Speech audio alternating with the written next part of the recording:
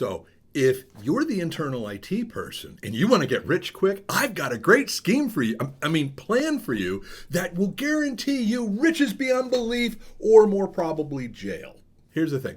I've been talking about for years how the bad guys are really entrepreneurs in their own fashion. And one of the ways they love to get that malware, to get that encryption stuff going, whatever, is to get into the network. And you know how they want to do it now?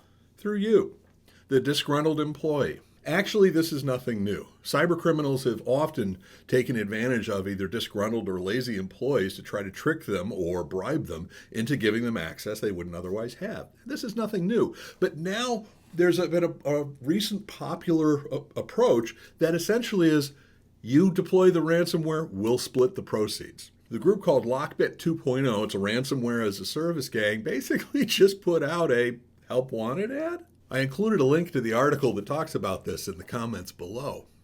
Would you like to earn millions of dollars? Our company acquires access to networks of various companies, blah, blah, blah. And here's the deal. You give them access, you help them acquire all of the stuff they want, and when they get paid, they'll split it with you. But here's the thing. The bad guys are on the other side of the planet. You're not.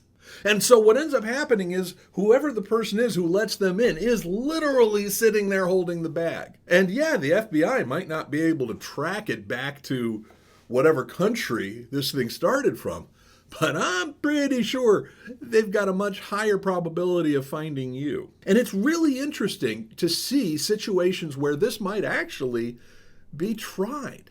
Because let's face it, there are disgruntled employees. There are disgruntled employees everywhere. Except Simplex IT. None of our employees are disgruntled. Ever. And we need to be careful about this because quite honestly, an employee is the biggest risk.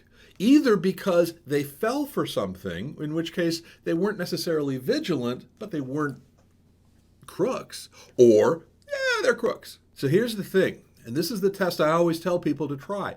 If you became evil, if you were completely compromised with all of your credentials, how much damage could you do to your company?